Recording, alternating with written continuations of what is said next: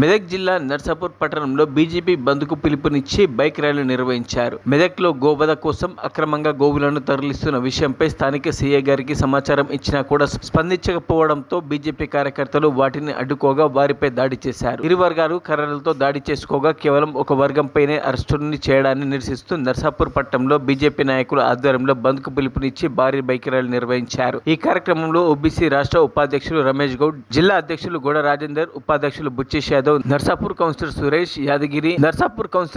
Yadagiri, assembly convener Hanumanthu Ramanarao, town president Anjaneyulu Goud, party శ్రేణులు తదితరులు పాల్గొన్నారు.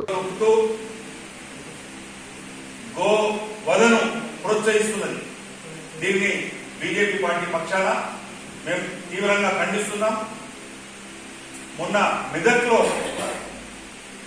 ఈ గో రవాణా జరుగుతుంటే పోలీస్ వారికి గోరక్షా సమితి సభ్యులు బీజేపీ కార్యకర్తలు వెళ్లి ఈ విధంగా జరుగుతుందంటే అది మీ సంఘటన చాలా దురదృష్టకరం. చాలా ఉన్నతమైన న్యాయస్థానమే ప్రకటించింది. ఆల్రెడీ అందరూ కూడా చెప్పడం జరిగింది, వార్తలలో కూడా వచ్చింది.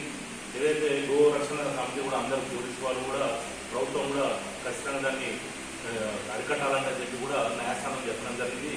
అందులో భాగంగా మొన్న మెదక్లో జరిగిన సంఘటనకు హిందూ సోదరులు దాన్ని అడ్డుకోవడానికి పోతే వారి మీదనే నిర్దోషమైనటువంటి వారి మీద కేసులు పెట్టి దోషులైనటువంటి మెదక్లో సంఘటన జరిగిందో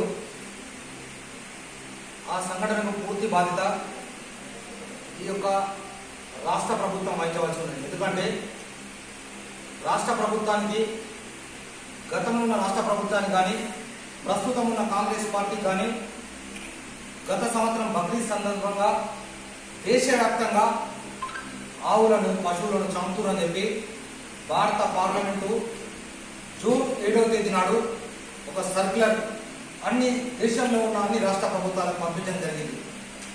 ఆ యొక్క సర్క్యులర్లో ఒకటి ఏముందంటే, ఏదైతే ఎనిమల్ ట్రాన్స్పోర్టేషన్ యాక్ట్, ఒక బస్సు ఉంటే ఒక బస్సులో ఒకటి 50 మంది ప్రయాణించాలని ఏదైతే యాక్ట్ ఉంటుందో, ఆర్టీ యాక్ట్ ఉంటుందో, అదేవిధంగా ఎనిమల్స్ని, జంతువులను ఒక డీసీఎంలో కానీ, ఒక డీసీఎంలో ఎన్ని పశువులు ఉండాలి, ఒక ఆటోలో.